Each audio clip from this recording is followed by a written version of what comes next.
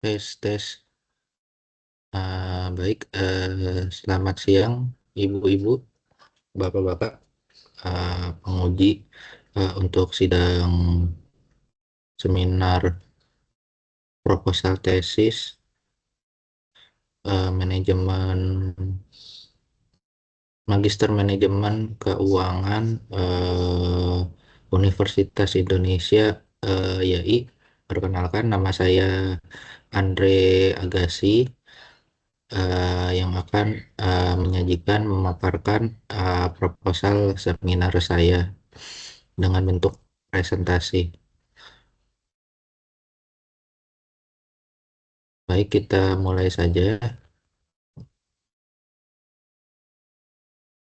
Ya, eh, proposal tesis yang akan diusung adalah mengenai pengaruh likuiditas dan DAR terhadap ROA serta implikasinya pada peningkatan harga saham perusahaan fast moving consumer goods di BEI atau Bursa Efek Indonesia pada tahun periode 2021 hingga 2024.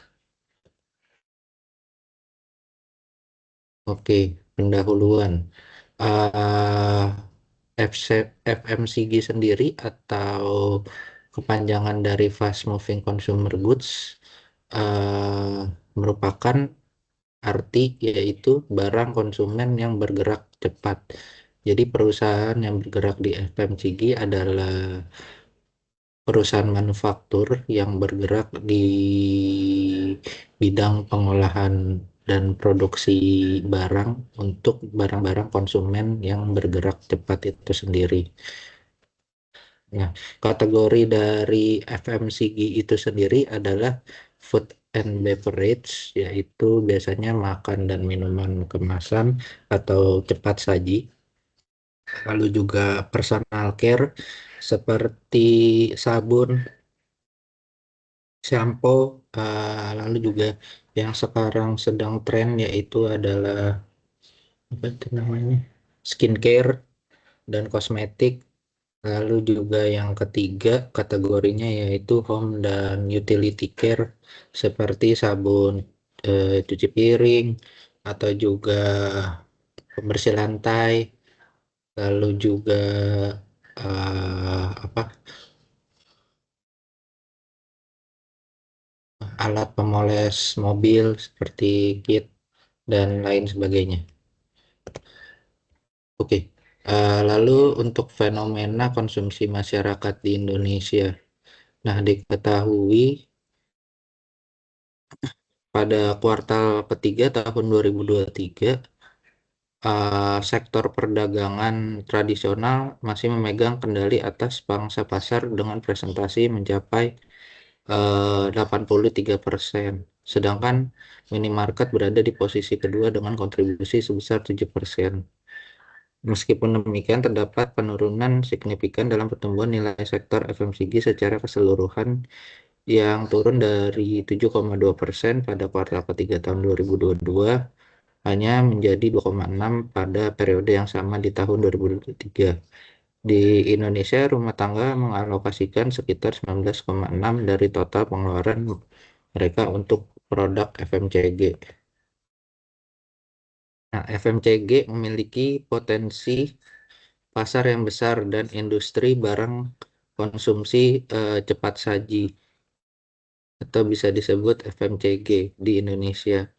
Nah, FMCG di Indonesia saat ini sedang transformasi yang signifikan seiring dengan pertumbuhan ekonomi yang mencapai 5% pada awal tahun.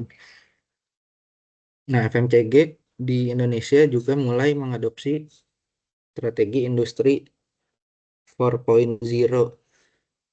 Nah, pemerintah Indonesia merasa melalui inisiatif industri 4.0 mendorong penerapan kecanggihan seperti Internet of Things, kecerdasan buatan atau AI, dan analitik big data dalam proses produksi itu sendiri. Nah, pada tahun 2019, sekitar 70% perusahaan di Indonesia sedang dalam proses percobaan untuk mengadopsi industri 4.0. Nah, pertumbuhan ekonomi yang sulit Solid telah mendorong peningkatan yang signifikan dalam lipat dari pertumbuhan produk domestik bruto (PDB). Perubahan dalam perilaku belanja masyarakat Indonesia juga menghadirkan tantangan baru bagi para pelaku industri FMCG. Nah, latar belakang dari penelitian ini ditujukan untuk bisa mengkaji elemen-elemen penting ya yang mempengaruhi harga saham dengan menekankan pada pertumbuhan laba sebagai indikator utama keberhasilan. Likuiditas hingga sebagai faktor yang dapat meningkatkan profitabilitas yang nanti pada akhirnya mempengaruhi harga saham dari perusahaan itu sendiri di Bursa Efek Indonesia. Nah, dirasa penting untuk melakukan penelitian menggunakan sampel dan periode yang berbeda guna memastikan bahwa karakteristik perusahaan benar-benar berpengaruh terhadap pengungkapan nilai perusahaan atau harga saham itu sendiri, khususnya perusahaan manufaktur yang terdapat di BEI selama periode 2021 hingga 2024. Identifikasi masalah mengacu pada latar belakang yang telah dikaji sebelumnya, terdapat 8 identifikasi masalah. Pertama, dampak teknologi informasi untuk meningkatkan efisiensi dan meluaskan jangkauan pasar pada fast moving consumer goods yang menjadi poin penting dalam latar belakang masalah. Yang kedua, itu suatu perusahaan FMCG dalam memperoleh keuntungan sangat dipengaruhi oleh keterampilan manajemen keuangan dan mengelola sumber daya finansial secara efisien. Pertumbuhan laba yang maksimal mencerminkan kinerja yang solid yang menjadi tujuan utama dari penerapan manajemen keuangan. Yang ketiga, investor biasanya menilai keuangan sebagai elemen krusial dalam proses pengambilan keputusan investasi. Tantangan dihadapi mencakup kerumitan interaksi antara faktor finansial dan minat investor yang mencakup penilaian terhadap nilai perusahaan FMCG sebagai pertimbangan utama. Pada teori pemangku kepentingan juga menegaskan bahwa FMCG memiliki tanggung jawab untuk memberikan keuntungan kepada semua pihak yang terlibat. Yang kelima, sentimen lemah dan lesunya daya beli masyarakat dan indikasi deflasi dalam indeks harga konsumen atau IHK. Yang keenam, tren pada penurunan penjualan FMCG di Indonesia. Ketujuh, pangsa pasar berubah terhadap perusahaan FMCG pada market luar negeri dan domestik. 8 adalah kebangkitan FMCG lokal dan peran pada industri di FMCG Indonesia.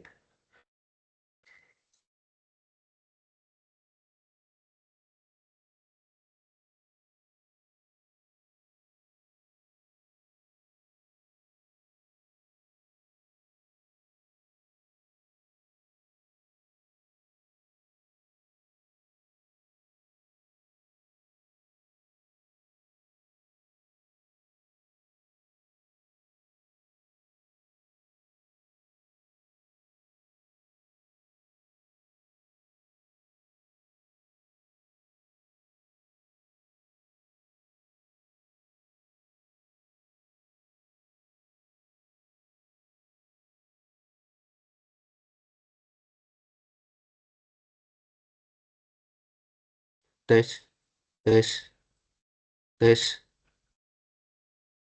tes. Oke, selanjutnya adalah pembatasan masalah. Nah, pembatasan masalah dalam penelitian ini adalah fokus pada permasalahan yang penting terhadap variabel-variabel yaitu pengaruh likuiditas dan DAR terhadap ROA dan juga implikasi keterkaitannya dalam harga saham perusahaan FMCG di Bursa Efek Indonesia yang lebih dibatasi lagi periodenya tahun 2021 hingga 2024. Rumusan masalah dalam penelitian ini ada 7 poin, yaitu poin pertama, apakah terdapat pengaruh likuiditas terhadap profitabilitas atau ROA pada perusahaan fast moving consumer goods manufaktur di Bursa Efek Indonesia tahun 2021 hingga 2024. Yang kedua, apakah terdapat DAR terhadap ROA pada perusahaan FMCG di Bursa Efek Indonesia tahun 2021 hingga 2024. Yang ketiga, apakah terdapat pengaruh ROA terhadap harga saham pada perusahaan FMCG manufaktur di Bursa Efek Indonesia tahun 2021 hingga 2024? Yang keempat, apakah terdapat pengaruh likuiditas terhadap harga saham pada FMCG manufaktur di Bursa Efek Indonesia tahun 2021 hingga 2024? Dan yang kelima, apakah terdapat DAR terhadap harga saham pada perusahaan FMCG manufaktur di Bursa Efek Indonesia tahun 2021 hingga 2024? Yang keenam, apakah terdapat pengaruh likuiditas terhadap harga saham melalui likuiditas pada perusahaan FMCG manufaktur di Bursa Efek Indonesia tahun 2021? Dan masalah terakhir adalah apakah terdapat pengaruh DAR terhadap harga saham melalui likuiditas pada perusahaan FMCG manufaktur di Bursa Efek Indonesia tahun 2021 hingga 2024. Tujuan penelitian terdapat 7 poin, yaitu adalah masing-masing adalah untuk menjawab dari 7 rumusan masalah yang dipaparkan sebelumnya, yaitu intinya adalah mengetahui korelasi dan pengaruh antara variabel-variabel yang telah ditentukan dari perusahaan dari penelitian ini sendiri, yaitu keterkaitan antara ROA, DAR, likuiditas, dan pada akhirnya implikasinya terhadap harga saham di perusahaan-perusahaan manufaktur FMCG yang terdaftar di Bursa Efek Indonesia tahun 2021 hingga 2024. Oke, manfaat penelitian terdapat 3 kategori, yaitu manfaat akademis, yaitu penelitian ini diharapkan dapat memperluas dan memperkaya wawasan dalam bidang penelitian ilmu manajemen. Khususnya lagi untuk menggagas keterkaitan variabel harga saham perusahaan FMCG di Universitas Persada Indonesia, YAI Jakarta.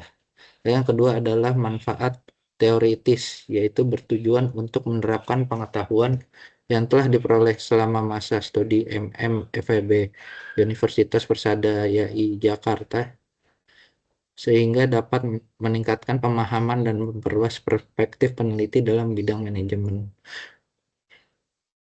Yang ketiga, manfaat praktis, yaitu penelitian ini diharapkan dapat memberikan kontribusi atau rekomendasi dan ide-ide baru juga kepada pihak-pihak yang memerlukan eh, pengetahuan atau juga pemahaman dan mencari eh, kekuatan korelasi terhadap variabel-variabel ini terhadap harga saham, khususnya perusahaan FMCG di Indonesia.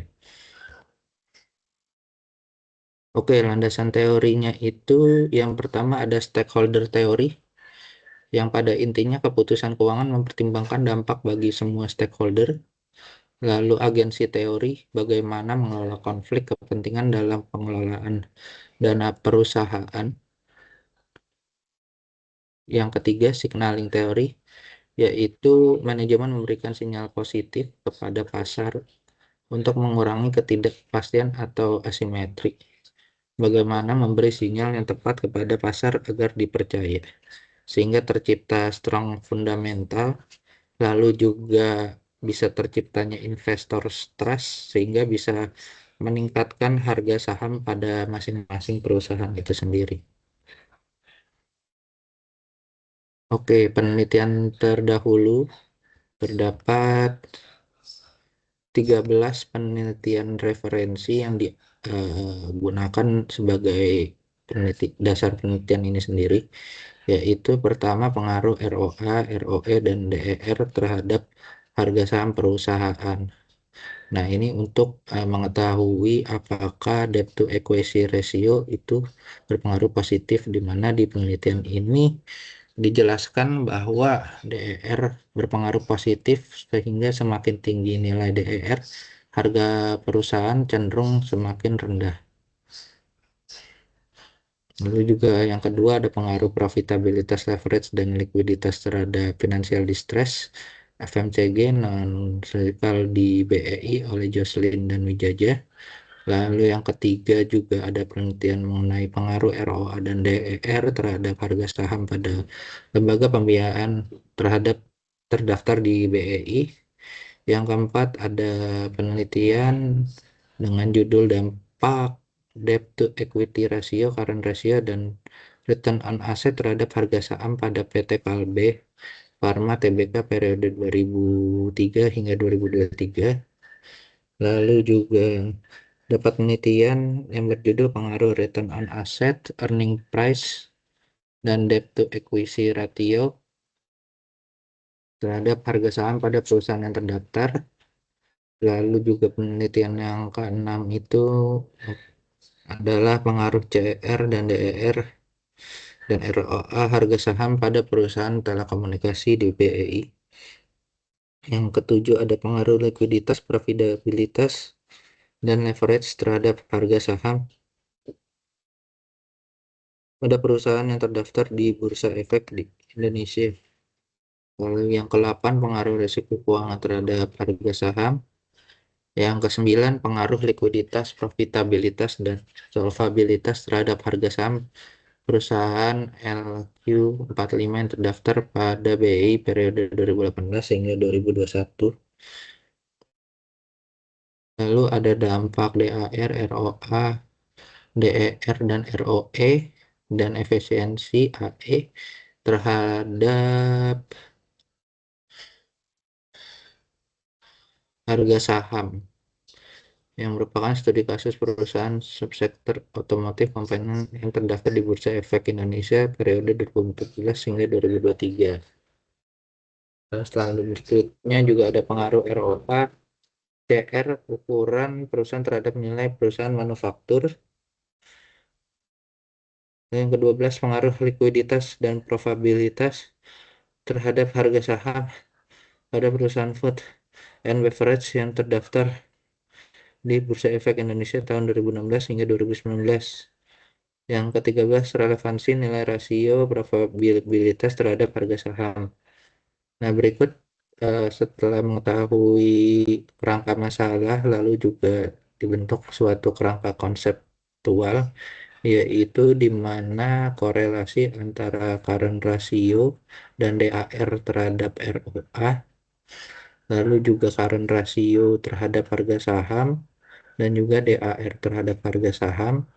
Lalu juga dalam penelitian ini ROA yang telah dipengaruhi oleh cost ratio dan DAR akan diketahui juga implikasinya terhadap harga saham.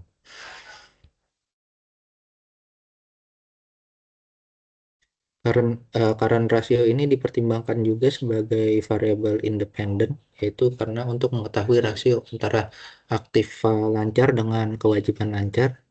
Lalu DAR juga dipilih sebagai variabel independen lainnya selain cost ratio, yaitu karena dengan pertimbangan DAR ini mencerminkan rasio besarnya utang yang digunakan untuk mendanai aktiva dalam rangka menjalankan kegiatan operasional.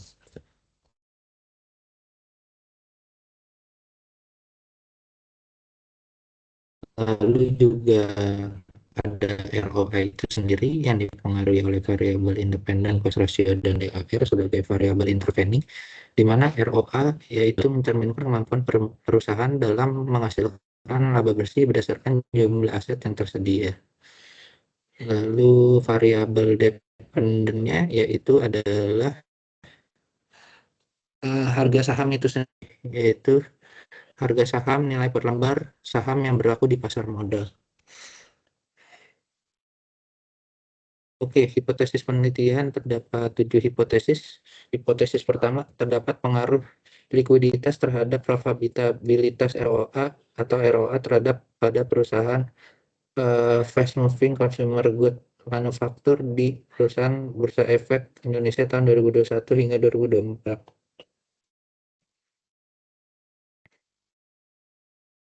Hipotesis kedua adalah terdapat pengaruh DAR terhadap ROA pada perusahaan FMCG manufaktur di perusahaan Bursa Efek Indonesia tahun 2021 hingga 2024. Hipotesis ketiga, terdapat pengaruh ROA terhadap harga saham pada perusahaan FMCG manufaktur di Bursa Efek Indonesia tahun 2021 hingga 2024.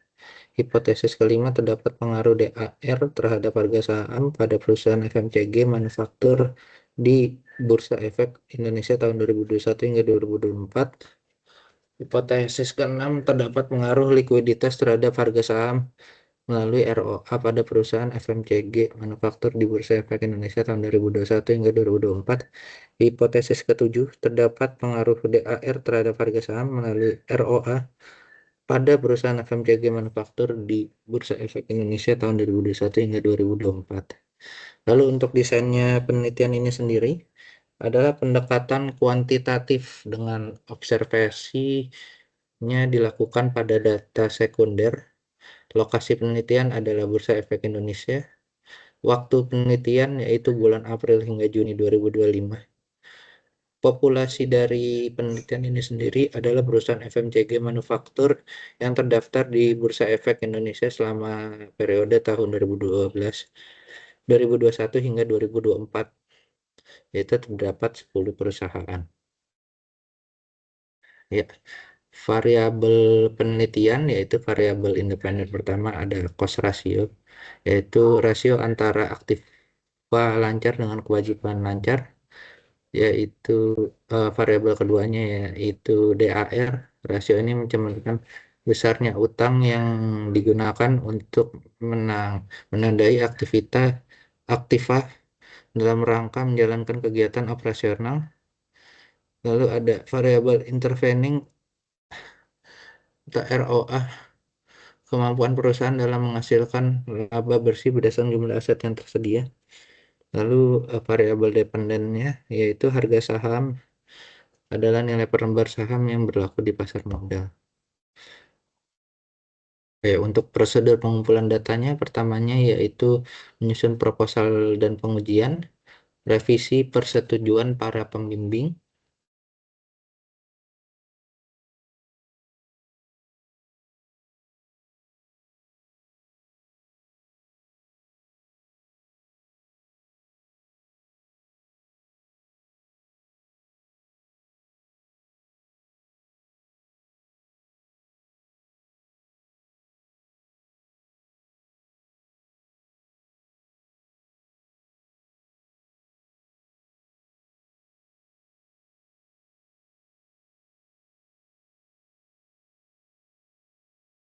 tes. Oke, setelah direvisi dan persetujuan para pembimbing, surat izin survei data sekunder, lalu pengambilan data sekunder di Bursa Efek Indonesia, input data dalam lembar observasi, lalu juga terdapat proses refinement data sekunder tersebut dalam format Excel, input data format CSV dan input ke Smart PLS, lalu menginterpretasikan hasil dan konsultasi pada pembimbing. Lalu setelah sedia, maka dilakukan persiapan dan ujian tesis. Teknik analisis dan uji hipotesis. Teknik analisis statistik digunakan dalam penelitian. Ini adalah SEM atau Structural Equation Modeling berbasis varian dengan pendekatan partial least square (PLS). PLS merupakan metode statistik multivariat yang membandingkan beberapa variabel independen dengan beberapa variabel independen. Lalu dilakukan evaluasi model dalam PLS itu sendiri yang mencakup evaluasi model, pengukuran outer model, dan model struktural atau inner model. Lalu evaluasi outer model dilakukan dengan mengukur nilai dari uji validitas konvergen, validitas diskriminan, serta uji reliabilitas. Lalu dilakukan juga evaluasi inner model, dilakukan dengan menganalisis nilai koefisien determinan. Lalu pengujian hipotesis dilakukan dalam model struktural dengan pendekatan satu arah atau one-tailed, menggunakan tingkat signifikansi sebesar 5% atau alfa sama dengan 0,05. Lalu diinterpretasikan dan disimpulkan evaluasi model. Nah, untuk evaluasi model ini sendiri, tahapan utamanya yang sebelumnya telah dijelaskan, yaitu ada outer model dan inner model. Outer model digunakan untuk evaluasi validitas dan evaluasi reliabilitas, dan tahapan utama model struktural atau inner model dilakukan untuk mengevaluasi hubungan antar konstruk. Pengujian hipotesis dilakukan. Pengujian hipotesis dalam model struktural dilakukan dengan pendekatan satu arah, menggunakan tingkat signifikansi sebesar 5%. Hipotesis akan diterima jika nilai statistik T statistik melebihi T tabel dan p-value lebih kecil dari alfa. Dalam penelitian ini, hubungan antar variabel dianggap signifikan dan hipotesis penelitian diterima jika skor koefisien 4 menunjukkan bahwa T statistik lebih besar dari T tabel dan p-value kurang dari alfa, yaitu 0,05.